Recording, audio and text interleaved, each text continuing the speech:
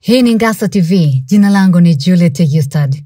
Kamishna mkuu wa mamlaka ya mapato Tanzania TRA Bwana Yusufu Juma Mwenda amezungumza na waandishi wa habari kuhusu mafanikio na mwelekeo wa mamlaka hiyo katika kipindi cha miaka minne ya serikali ya awamu ya 6 leo Machi 12, 2025 jijini Dodoma. Bwana Mwenda amesema kuwa moja ya mafanikio yaliyopatikana katika mamlaka hiyo katika kipindi cha miaka minne chini ya uongozi wa Rais wa Jamhuri ya Muungano wa Tanzania Dr. Samia Suluhu Hassan ni kuimarishwa kwa uweledi na uadilifu wa watumishi, kwani uhusiano wa walipa kodi na kupungua kwa migogoro ya walipa kodi ni uthibitisho kwamba mamlaka ina watumishi ambao ni waadilifu.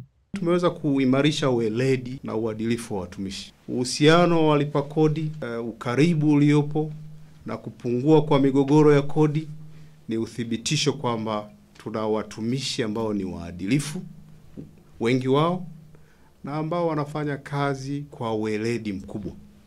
Akithibitisha usemi wa penye mafanikio hapa kosi changamoto, Bwana Mwenda amesema kuwa kuna watumishi wachache ambao wamechukuliwa hatua mbalimbali kutokana na kutotimiza wajibu wao vile inavyotakiwa. Lakini tunao wachache ambao hawako hivyo. Na chini ya usimamizi wa Mheshimiwa Rais tumekuwa tukichukua hatua kwa wale ambao wanashirikiana na baadhi ya wafanyabiashara aidha kukwepa kodi au kutotimiza wajibu wao wanaotakiwa.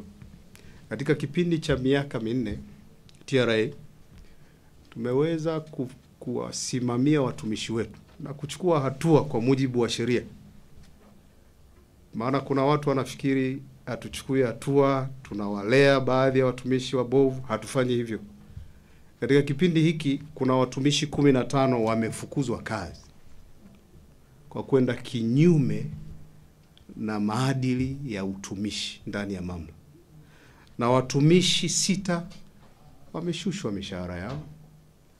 Na watumishi 12 wamepunguzwa, wameshushwa vyeo na kupunguzwa mishahara. Lakini tuna watumishi 22 wamepewa onyo la maandishi. Yote hii ni kuonyesha TRA ipo kwa ajili ya kutimiza majukumu tuliokabidhiwa na kumsaidia Mheshimiwa Rais kuwahudumia Watanzania kwa uweledi na uadilifu mkubwa. Aidha, amewataka walipa kodi kutumia mfumo wa TANSIS ulioanzishwa Januari 20 ambao una lengo la kurahisisha biashara ndani ya nchi. Pia mfumo huo umeunganishwa na taasisi nyingi, hivyo usahihi wa kukadiria utakuwa mkubwa sana na walipa kodi hawatakuwa na ulazima wa kufika ofisini mfumo ukishakamilika. Tumeweza kujenga mfumo usimamizi wa kodi kwa mifumo ya tehama. Jenga mifumo mingi, lakini nayo furaha kusema tuna mifumo mikubwa miwili ambayo tumeijenga. Kuna mfumo wa TANSIS ambao ulianza tarehe 20 mwezi wa kwanza na unaenda vizuri. Mfumo una lengo la kurahisisha biashara ndani ya nchi, lakini kikubwa zaidi umeunganishwa na taasisi zingine nyingi. Hivyo usahihi wa kadiria utakuwa mkubwa sana. Na walipa kodi si lazima waje ofisini ukishakuwa umekamilika. Wewe utawafanya wawe na muda mwingi wa kufanya shughuli zao na utarahisisha sana shughuli zao za kiuchumi. Umeanza na unaenda vizuri. Nitumie wito huu kuwataka walipa kodi wautumie kwa ajili ya kurahisisha shughuli zao. Una mfumo wa IDRAS wa kodi za ndani na wenyewe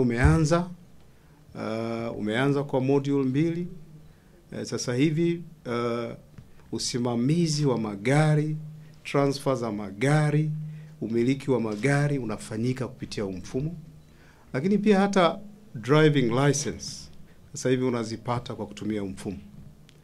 Na hata kadi za umiliki wa magari sasa zipo kwa njia ya kielektroniki, sio hard copy ambazo mara nyingi zilikuwa zinapotea. Uwekezaji huu una lengo la kurahisisha biashara, lakini una lengo la kuongeza makusanyo ya kodi.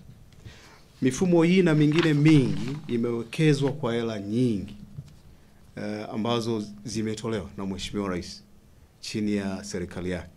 Mifumo hii miwili tu gharama yake ni zaidi ya bilioni 200 za Kitanzania. na uwekezaji huu manake unaenda kurahisisha sana shughuli za kiuchumi.